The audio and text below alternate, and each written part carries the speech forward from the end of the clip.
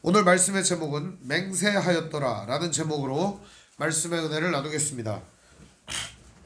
맹세하였더라.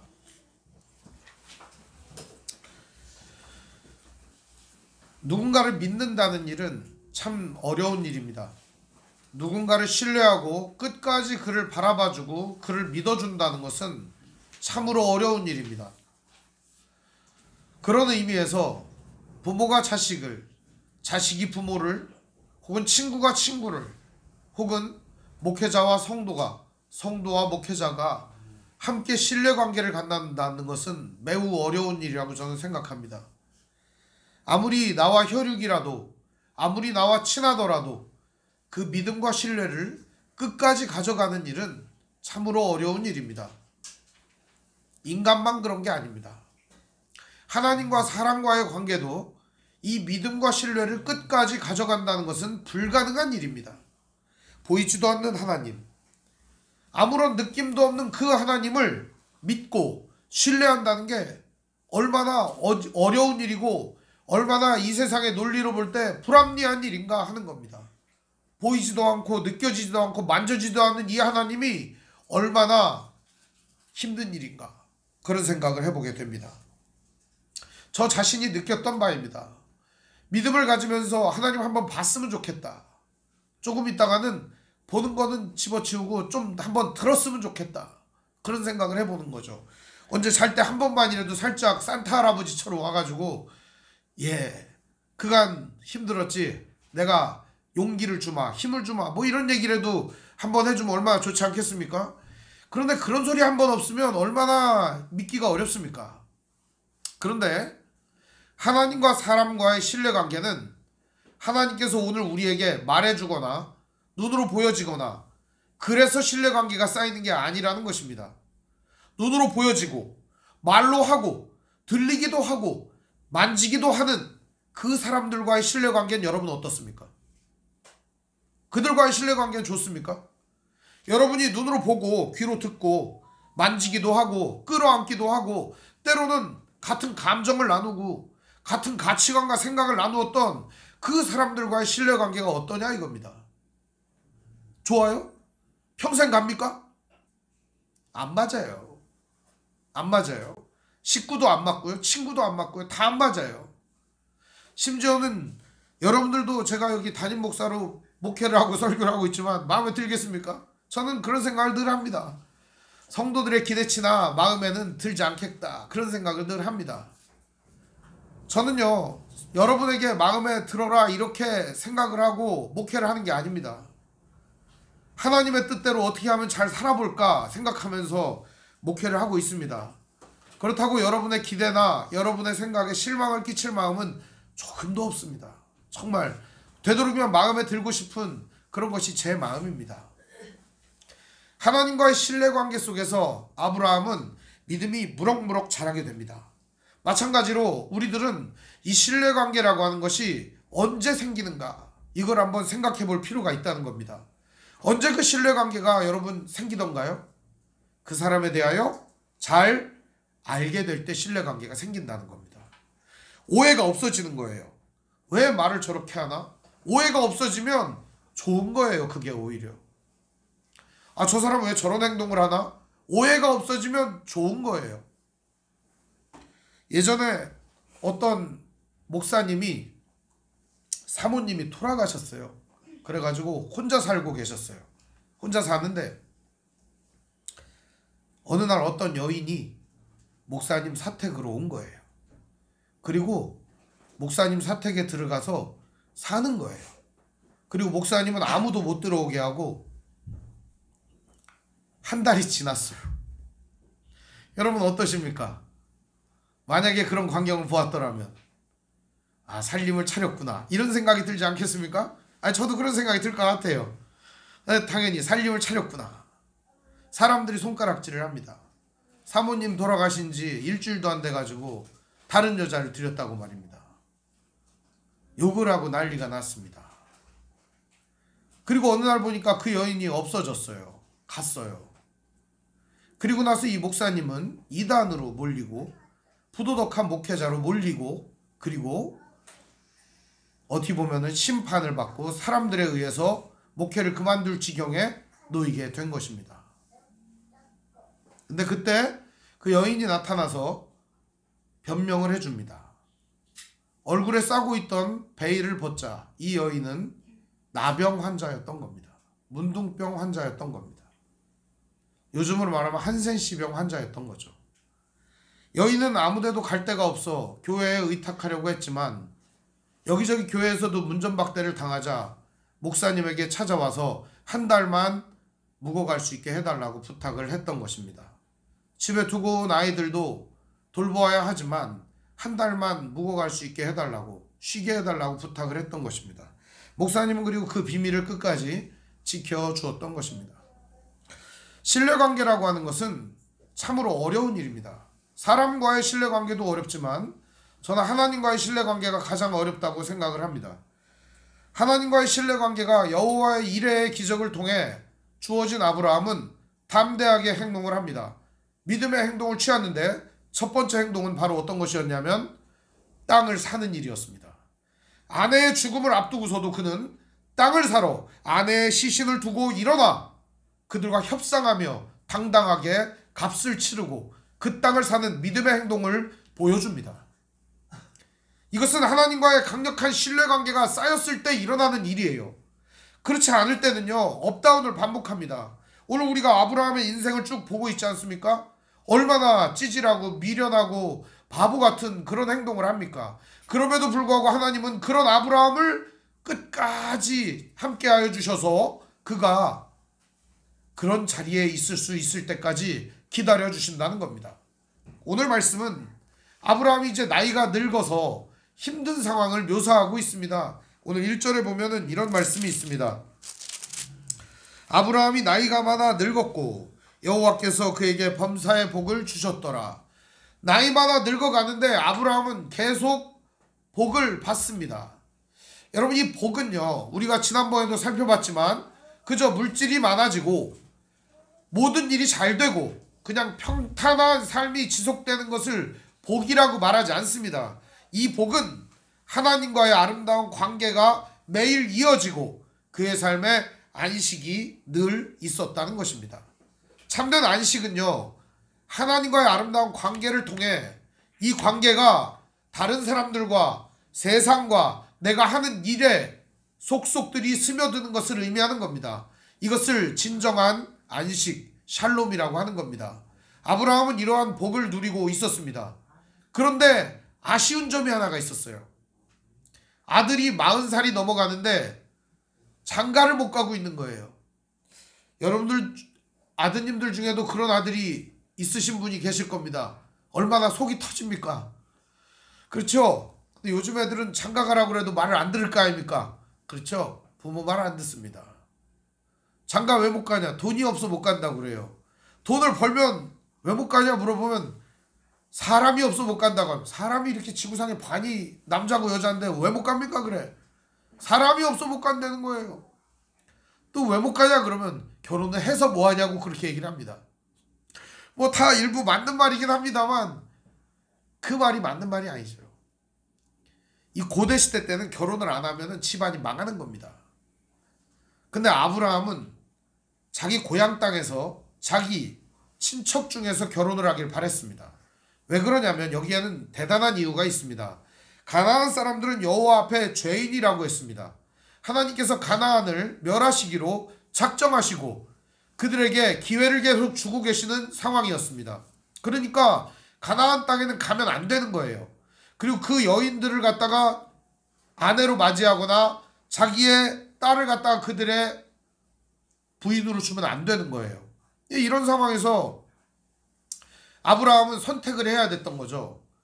자기 고향 땅에 가서 아내를 맞이해야겠다. 우리 아들의 며느리를 맞이해야겠다. 그래서 종을 보내려고 하는 겁니다. 저는 좀 납득이 좀 안 됩니다. 왜냐하면 아들의 신부감을 고르러 가면 누가 가는 게 좋을까요? 자기가 가야 될 거 아닙니까? 여러분 만약에 여러분 아들의 신부감, 여러분 딸의 신랑감을 고를 때 다른 사람 대신 보내서 좀 알아보고 와 이렇게 하는 게 좋겠습니까? 아니면 여러분이 직접 가는 게 좋겠습니까? 직접 가죠. 직접 가서 알아보라는 게 어딨어요. 언놈인가 이렇게 봐야 될 거 아닙니까? 한상배 집사님이 요즘 엄청 우울하답니다. 딸이 시집가가지고. 근데 얼마나 궁금했겠습니까? 언놈이 내 딸을 데려가는 거야. 그러면서 눈에 그냥 불을 켜고 가서 봤을 거 아닙니까? 사진은 멀쩡한가? 눈은 동그란가? 키는 큰가? 정신은 제대로 박혀있는가? 하는 짓은 멀쩡한가? 이런 걸 다 볼 거 아닙니까? 돈은 얼마나 버는가? 내 딸을 굶겨 죽이진 않을 것인가? 이런 걸 다 확인해야 될 거 아닙니까? 근데 아브라함은 말입니다. 그러지 않았다는 거예요. 왜 그랬을까? 의문점을 한번 가져보시길 바랍니다. 왜 그랬을까요? 아브라함은요, 자기 아버지 데라와 함께 자기 조카 롯과 함께 그 땅을 목숨 걸고 나왔습니다.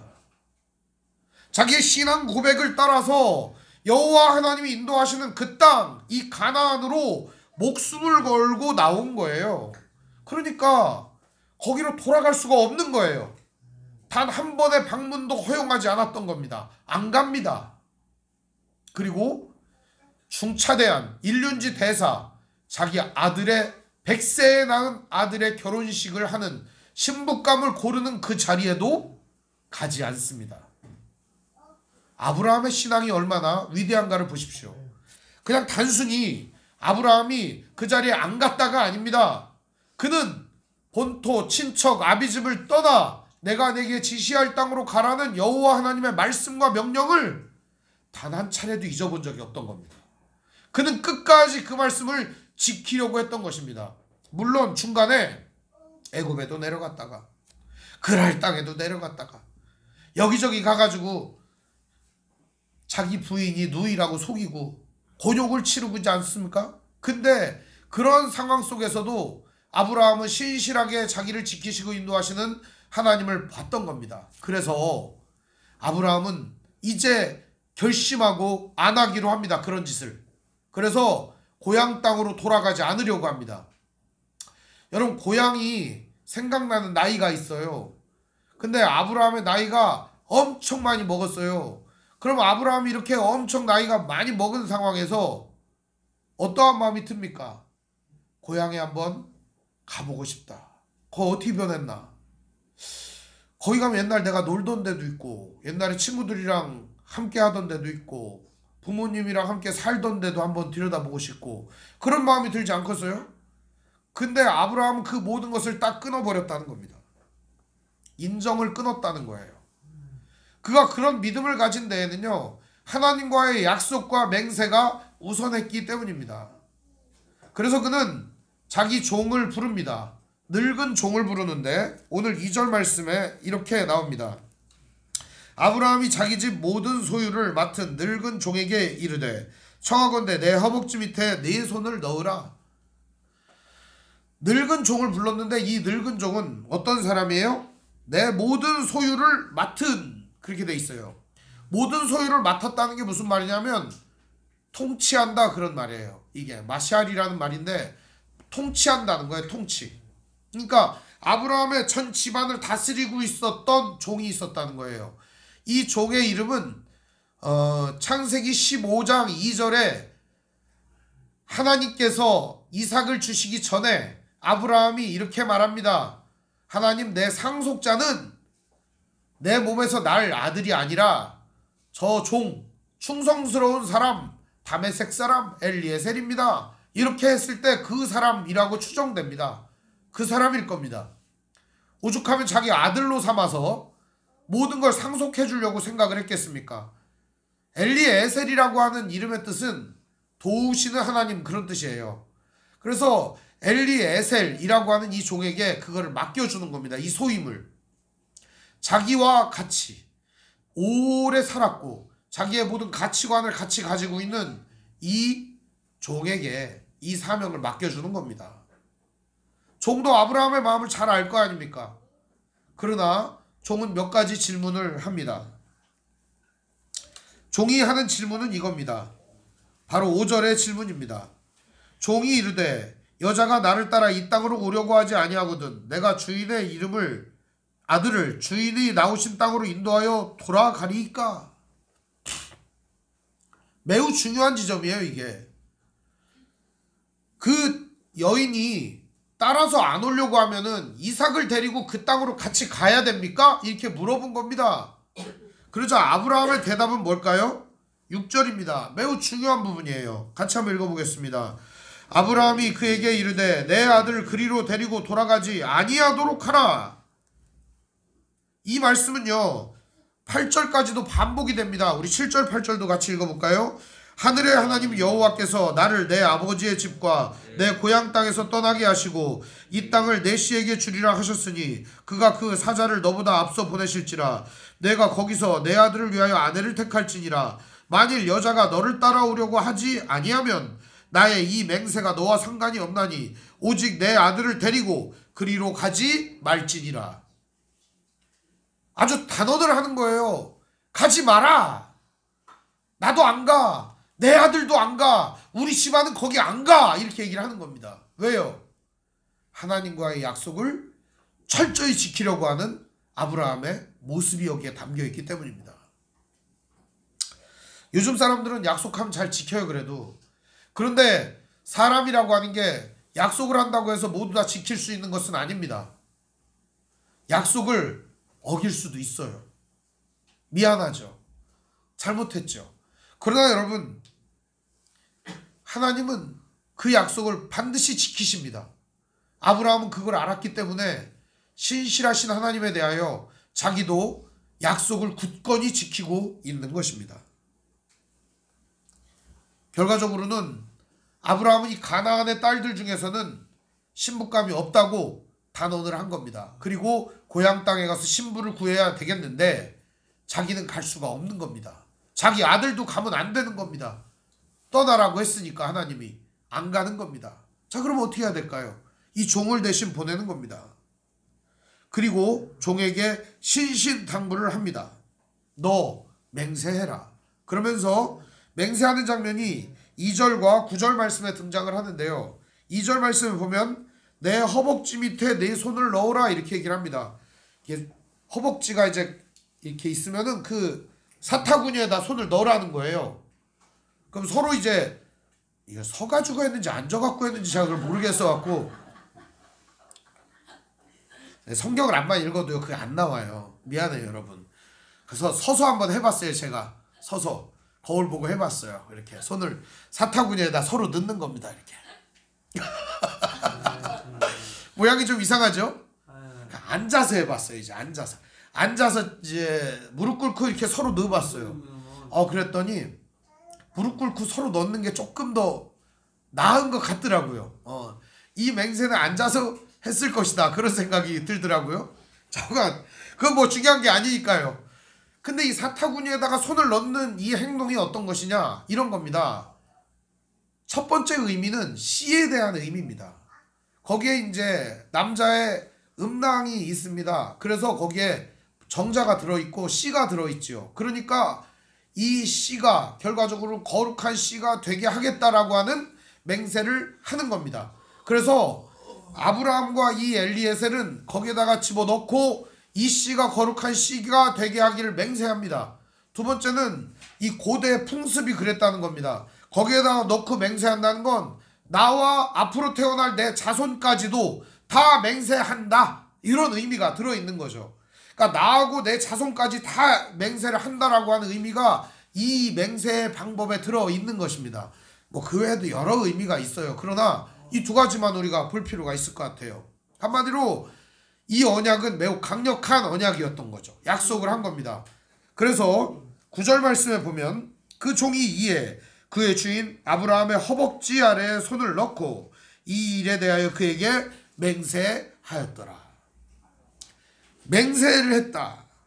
이 말은요 무슨 말이냐면 원래 샤바 그런 말이에요. 그런데 온전하다 이런 뜻이에요. 온전하다, 완전하다 이런 뜻이에요. 그리고 뜻이 하나가 더 있는데 7번 말하다 이런 의미가 있어요. 7번을 말해야 되는 거예요. 나는 반드시 고향 땅으로 가서 거기서 아내를 취하여 이삭에게로 데려오겠습니다. 데리고 그 여인이 오려고 하지 않으면 나는 이삭을 데리고 거기로 가지 않겠습니다. 이런 맹세를 7번을 했다는 거예요. 완전하게, 완벽하게, 잊어먹지 않도록 맹세를 강력하게 했다는 겁니다. 그리고 맹세를 한 이 종은 떠나게 됩니다. 근데 떠나는데 어떻게 떠나느냐? 매우 급히 떠납니다. 그리고 떠나는 광경이나 장면이나 이런 거는 그냥 아주 간소하게 보여줍니다. 우리 10절을 같이 읽어볼까요? 시작. 이에 종이 주인의 낙타 중 10匹를 끌고 떠났는데 곧 그의 주인의 모든 좋은 것을 가지고 떠나 메소포다미아로 가서 나홀의 성에 이르렀다. 이렇게 돼 있죠. 주인의 낙타 10匹를 끌고 떠났는데 모든 좋은 것, 금, 은부치 뭐 이런 것들을 다 갖고 떠났다는 거예요. 폐물 같은 거를 잔뜩 가지고 떠났다는 거죠. 이게 믿을 수 없는 종이면요 보낼 수가 없어요. 자기 아들 결혼 상대자도 골라야 되고요. 금은 폐물을 잔뜩 갖고 가야 되니까 거리가 얼마나 되냐면 대략 700km 정도 됩니다. 여러분 한번 생각해보세요. 700km면 서울 부산 왕복입니다. 지금이야 자동차로 갔다 오면 한 뭐 6시간 걸리나요? 그런데 이거를 갖다가 낙타를 타고 낙타 걸음걸이가 어떻습니까? 탁탁탁탁탁 이렇게 가진 않잖아요. 타박 이렇게 가지 않습니까? 이런 낙타를 타고서 700km를 가려고 그러면 얼마나 멀겠어요. 그죠? 이 먼 길을요. 강도도 있고 뭐 건달도 있고 약탈자들도 있고 그럴 건데 이 엘리에셀은 이 길을 단숨에 갔다는 겁니다. 이 여정은 안 나와 있어요. 여기에 보면 그냥 떠나 메소포다미아로 갔다 이렇게 돼 있어요. 왜? 여정이 중요하지는 않기 때문에 그런 거예요. 성경은 빨리 리브가 얘기를 해야 되거든요. 성경이 빨리. 그래서 그 낙타를 성박 우물 곁에 꿀렸으니 저녁때라 여인들이 물을 기르러 나올 때였더라. 이제 성 밖에 낙타를 데리고 갔어요. 여러분 700km를 낙타를 데리고 걸어갔기 때문에 낙타도 목마르겠죠. 엘리에셀도 목마르겠죠. 얼마나 힘들겠어요. 그러니까 힘드니까 우물가에 딱 가게 됐습니다. 우물이라고 그래갖고요. 우리나라처럼 이렇게 우물이 두레박으로 이렇게 길어가지고 참 물이 잘 나오는 데가 아닙니다. 거기 우물은요 이렇게 솟아 있어요. 그런 데다가 돌멩이를 위에 덮어놨어요. 계단을 층층계를 타고 올라가고 거기서 이렇게 두레박을 내려가지고 떠야 되는 우물이에요. 그러니까 우물이라는 게 굉장히 물뜨기가 어려워요. 근데 그런 상황에서 이 종은 하나님께 기도를 합니다.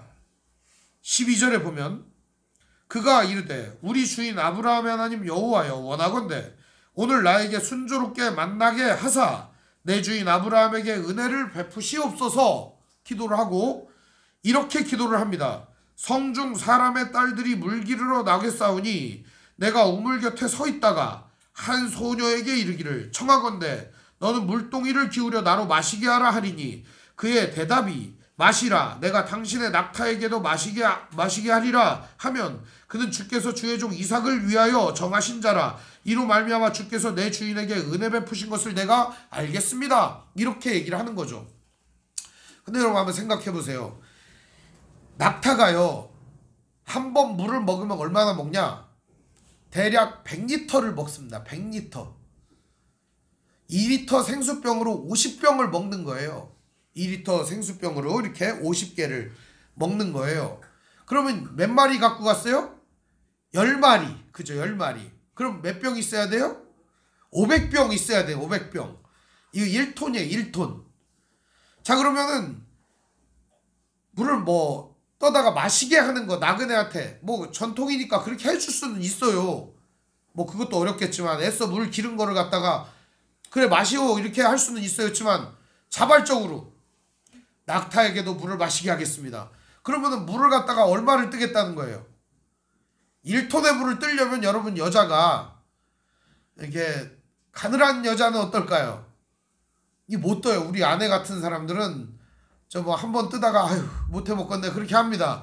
근데 만약에 그거를 1톤을 뜰 수 있는 여인이면 어떤 여인이겠어요?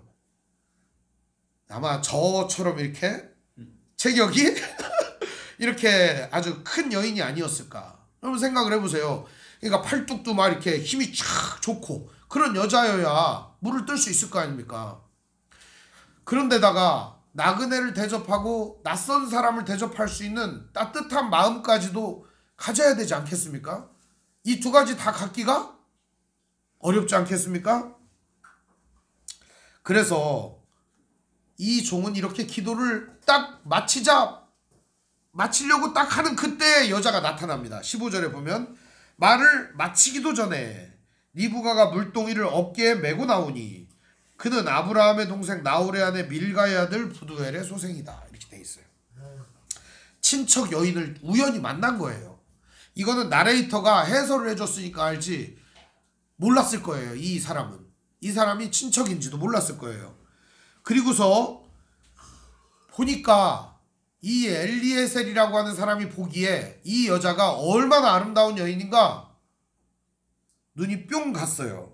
16절에 보면 그 소녀는 보기에 심히 아리답고 지금까지 남자가 가까이 하지 아니한 처녀더라. 저는 성경을 읽으면요 좀 삐딱한가 봐요.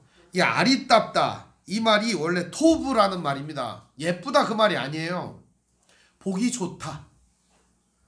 보기 좋다는 거는 사람 나름 아니겠습니까 여러분? 그렇죠? 제 눈의 안경이라고 자기에게 좋은 사람이 좋은 거 아니겠어요? 그죠?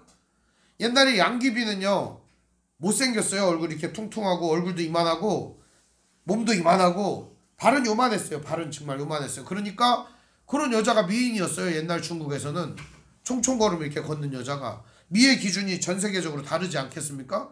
근데 이 엘리에셀이 보기에는 어떤 여자였던 거예요? 근육이 있고 우람한 이 여인이 매우 좋았다는 겁니다. 네, 해설이 여기 뭐라고 되어 있느냐면 남자가 가까이 하지 아니한 처녀더라. 그러니까 이런 여자를 누가 가까이 하겠어요? 프로포즈 할 거 아닙니까? 저 나랑 사귀자 그러면 아니 그냥 까불고 있어 이렇게 한 대 팍 날라가면 어떡합니까? 그 이런 여자하고 어떻게 저기 남자가 가까이 하지 아니한 여자들. 제가요 이걸 성경을 보는데 이 처녀라는 말이 원래 알마라는 말도 쓰이는데 여기는 베툴라라는 말이 쓰였어요. 이게 이제 신부, 처녀 혹은 소녀 뭐 이런 의미인데요. 그냥 보니까요 이 여인은 제가 보기에 매우 일 잘하고 뚝심 있고 선하고 착한 여인이었다는 겁니다. 엘리에셀이 보기에는 진짜 좋은 여인이었다는 겁니다. 물론 이제 리브가의 외모를 제가 이렇게 폄훼하는 건 아니에요. 나중에 보면 리브가가 아브라함처럼 또 똑같이 왕한테 가가지고 막 내 아내가 아니고 누이였다 막 이렇게 속이는 장면이 또 나오는 거거든요. 그래서 보면은 리브가가 얼굴은 예뻤다. 근데 몸매는 매우 우람했다. 이런 해석이 좀 가능하지 않을까 생각을 해봅니다. 중요한 거는 이 여인이 어떻게 하느냐 이렇게 말을 합니다. 종이 먼저 말을 하죠. 17절에 마주 달려가 이르되 청하건대 내 물동이의 물을 내게 조금 마시게 하라. 17절의 얘기입니다. 18절 그가 이르되 내 주여 마시소서 하며 급히 그 물동이를 손에 내려 마시게 하였다. 어깨에다가 물동이를 맸으니까 매우 무거운 거예요. 그거를 내려가지고 마시게 했다는 겁니다. 따라가지고. 그런 다음 이 여인의 행동을 보시죠. 19절 우리 같이 읽어보겠습니다. 시작. 마시게 하기를 다하고 이르되 당신의 낙타를 위하여서도 물을 길어 그것들도 배불리 마시게 하리이다 하고. 그냥 낙타들한테도 물 좀 줄게요 이게 아니고 어떻게 한다고요? 배불리 마시게 하리이다. 그러면 낙타가 배불리 먹으면 아까 얼마나 먹는다 그랬어요? 1톤을 먹는 거예요. 이 여자가 물을 길었을 시간을 여러분 한번 생각을 해보세요. 얼마를 길었을까? 여러분 이제 생수병 2리터 물병으로다가 500개를 길러야 되는 상황이지 않습니까? 그러면 이걸 6개들이로 우리 막 낑낑거리면서 들잖아요. 그죠? 근데 이거를 갖다가 500개나 되는 생수병을 갖다가 나르려고 하면 얼마나 무겁겠습니까? 이 여인도 마찬가지로 물을 그렇게 퍼가지고 낙타를 다 먹인 겁니다. 왜 그랬을까요? 이 여자는. 먼저 이 여인은 사람뿐만 아니라 짐승에게까지 긍휼히 여기는 마음이 있었다는 겁니다. 낯선 자나 뭐 어떤 사람이나 상관없이 도울 수 있는 마음이 넉넉한 사람이었다는 겁니다. 저는 크리스천이 이런 사람이었으면 좋겠다 하는 생각이 듭니다. 넉넉한 마음, 타인을 향해 준비된 넉넉한 마음이 있으면 좋겠다 그런 생각이 듭니다.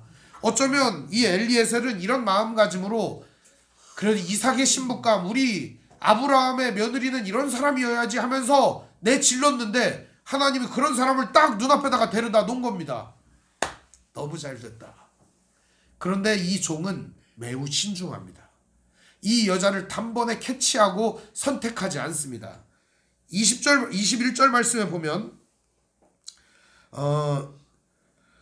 그 사람이 그를 묵묵히 주목하여 여호와께서 과연 평탄한 길을 주신 여부를 알고자 하였다. 여인을 어떻게 했대요? 묵묵히 주목해서 봤다는 겁니다. 눈, 코, 입, 행동, 이 자세 하나하나를 눈여겨봤다는 겁니다. 그랬더니 여인의 모습은 20절에 뭐라고 되어 있습니까?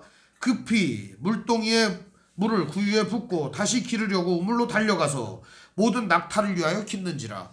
이 여인의 행동은요 18절에도 이렇게 나옵니다. 내 주여 마시소서 하며 급히 물동이를 내려 마시게 하고, 또 20절에도 급히 물동이에 물을 구유에 붓고 급하게 행동을 합니다. 다시 기르려고 우물로 어떻게 해요? 달려가서. 이 여자는요 물동이를 들고 달려갈 정도로 체력이 어때요? 하체가 튼튼했다는 겁니다.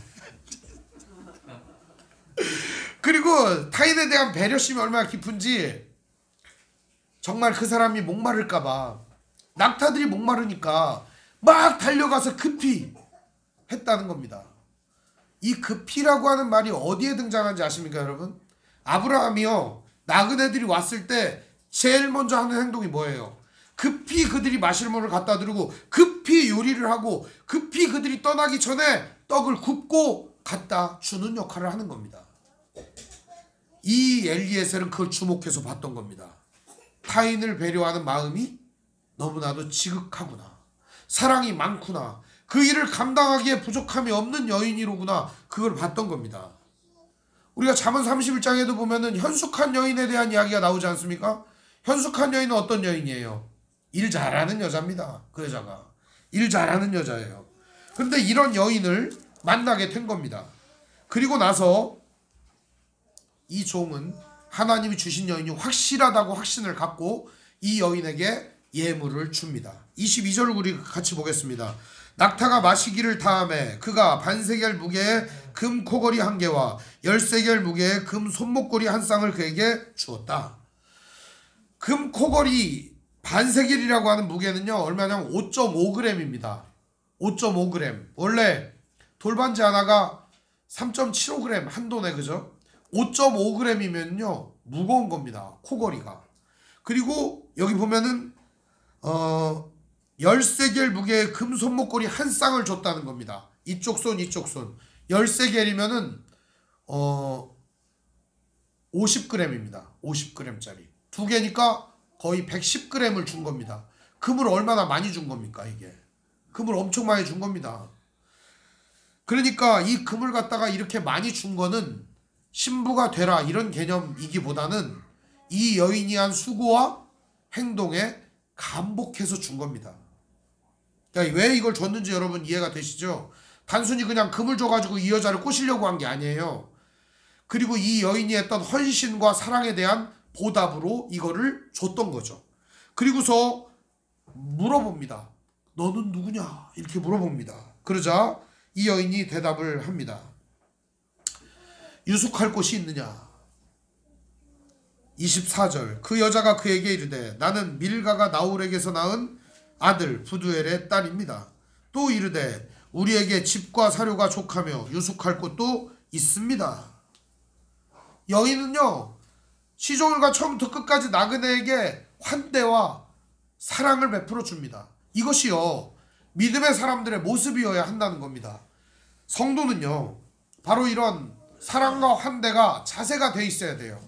이것이 바로 성도됨의 가장 기본적인 모습이에요. 나와 다른 사람, 나와 생각이 다른 사람, 나와 처지가 다른 사람, 나와 상태가 다른 사람, 지식이 다른 사람, 이런 사람을 용납하고 포용해주고 수용해줄 수 있는 마음이 있어야 한다는 겁니다. 이게 성도의 바른 자세입니다. 예수께서 우리를 그렇게 해주셨기 때문입니다. 하나님이 우리를 그렇게 용납해 주셨기 때문입니다. 그리고 이 놀라운 일은요 여기서 멈추지 않습니다. 이 종은요 머리를 숙여 하나님께 감사 기도를 드립니다. 하나님께 경배를 합니다. 그 자리에서 26절을 보면 머리를 숙여 여호와께 경배하고, 우리 마지막 절을 같이 한번 읽어보겠습니다. 시작. 이르되 나의 주인 아브라함의 하나님 여호와를 찬송하나이다. 나의 주인에게 주의 사랑과 성실을 그치지 아니하셨사오며 여호와께서 길에서 나를 인도하사 내 주인의 동생 집에 이르게 하셨나이다 하니라. 아브라함의 동생네 그 집에 이르게 한 것입니다. 얼마나 놀라운 얘기입니까? 이게 우연치고는 놀라운 일입니다. 여기가 이 나홀의 성이라고 했는데, 이 나홀이라고 하는 사람이 아브라함의 동생 나홀이 아니고 원래 그 성 이름이 나홀이에요. 제 사촌 동생 이름이 간성환인데요, 여기 옆에 성환이 있잖아요. 그런 거랑 똑같은 거예요. 이름이 똑같은 거예요. 그냥 그러니까 나홀이라고 하는 사람이 유명하고 나홀의 성이 된 게 아니고 거기가 원래 이름이 그런 거예요. 성환이가 거기 성환이라고 이름 짓는데 하나도 도움 준 거 없어요. 그냥 여기 대학교 다니려고 내려와 보니까 이 동네 이름이 성환이었던 거예요. 그래서 똑같은 거예요. 그러니까 나홀의 성이라고 하지만 여기가 아브라함의 동생 나홀하고는 상관이 없는 곳이에요. 어쨌든 우연히 된 것처럼 보이지만 필연이었다는 것이죠. 하나님의 인도하심의 결과였다는 거죠. 종은 그것을 이렇게 고백하는 거예요. 나의 주인에게 주의 사랑과 성실을 그치지 아니하셨사오며, 그 다음이 중요한데, 여호와께서 길에서 나를 인도하사, 그 험난한 길에서 자기를 인도했다는 걸 고백하고 있는 겁니다. 단숨에 달려왔지만 험난한 길을 걸어서 오기까지 하나님 함께 해주셨다는 겁니다. 내 주인의 동생 집에 이르게 하셨나이다. 사랑하는 성도 여러분, 우리는요 하나님이 보이지도 않고 때로는 느껴지지도 않고 말씀도 안 해주시기 때문에 너무 실망할 때가 많습니다. 그러나 우리의 인생을 돌아보시길 바랍니다. 하나나 내 뜻대로 잘 된 게 있는가? 내 뜻대로 뭔가 이루어지고 잘 되는 것 같으면요, 그게 망하는 길이에요. 내가 뭔가 계획 세워가지고 내 뜻대로 잘 해먹으려고 하면 그게 곧 망하는 길이에요. 오늘 우리가 형통하는 유일한 길은요, 바로 이렇게 하나님이 인도하시는 이 길을 따라 걸었을 때라는 것입니다. 아브라함의 인생을 보십시오. 아브라함의 인생은요 계속 반복적으로다가 올라갔다가 내려갔다가 올라갔다가 내려갔다가 하나님 뜻대로 살다가 아니다가 지 맘대로 하다가 하나님 뜻대로 하다가 그렇게 막 사는 인생이 아브라함 인생이에요. 그러나 지금 아브라함의 인생을 보십시오. 철저하게 하나님의 뜻대로 순종하고 마지막에는 고향 땅에 자기가 돌아가지도 아니하고 종을 보내지 않습니까? 그럼에도 불구하고 여호와의 사자가 분명히 함께 하시고 하나님이 분명히 이 일을 이루실 것이라고 하는 강력한 믿음을 가지고 있었다는 사실입니다. 실제로 하나님은 이 믿음을 가진 아브라함에게 이 모든 일을 확실하게 허락해 주셨던 것입니다. 오늘 우리는 우연처럼 일어나는 이 일들 앞에서 이건 우연이야, 그게 아닙니다. 여러분, 하나님이 인도하신 결과라는 사실입니다. 오늘 하나님은 우리를 인도하심을 보시길 바랍니다. 내 인생을 돌아보시길 바랍니다. 우리의 인생은 그저 내가 얽히설키 살다 보니까 여기에 왔구나, 좌충우돌 살다 보니까 이 자리에 떨어졌구나, 이게 아니라 하나님의 신묘막측한 간섭과 사랑과 성실하심과 인도하심으로 오늘 이 자리까지 이르게 된 줄 믿으시길 바랍니다. 내가 믿음이 얼마나 강력하고 내가 얼마나 대단한 존재냐에 방점을 찍지 마시고, 하나님이 얼마나 신실하시고 사랑이 많으시고 그분이 얼마나 나를 이끄시고 오늘 이 자리까지 인도하시고 내 앞길을 예비하시는 여호와 이레의 하나님이신가를 신뢰하시기를 바랍니다.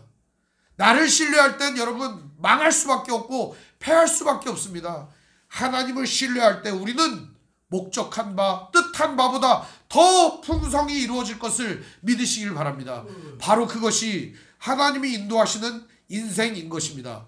비록 느껴지지 않고 보이지 않고 들리지 않아도 그 하나님은 오늘 우리의 인생을 통해 말하고 있는 것입니다. 바로 내가 너를 이 자리에, 바로 내가 너를 여기에 이르기까지 함께 하였다 라고 하는 증거가 바로 우리들 아니겠습니까?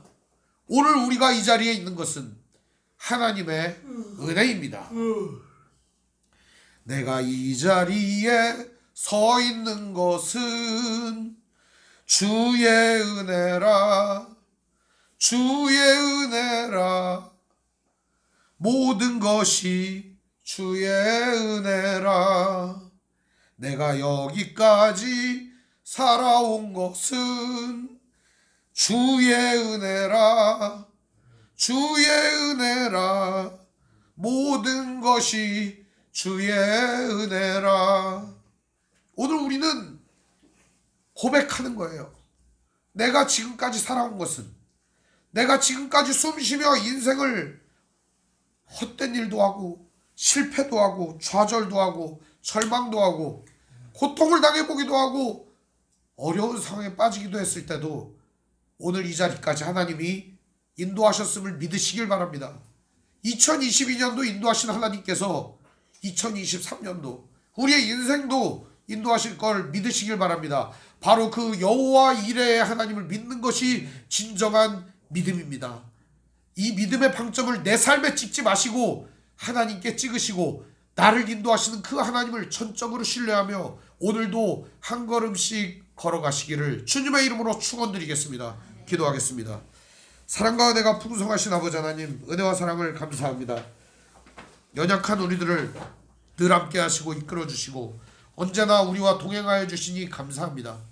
하나님의 사랑과 은혜 가운데 우리는 감격할 수밖에 없고 그 사랑과 은혜 속에 우리는 하나님을 신뢰할 수밖에 없음을 고백합니다. 우리 하나님 바라보며 오늘도 믿음으로 신실한 삶을 살아갈 수 있도록 인도하여 주옵소서.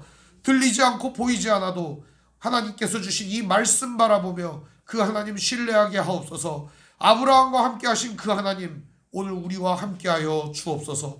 예수님 이름으로 기도합니다. 아멘.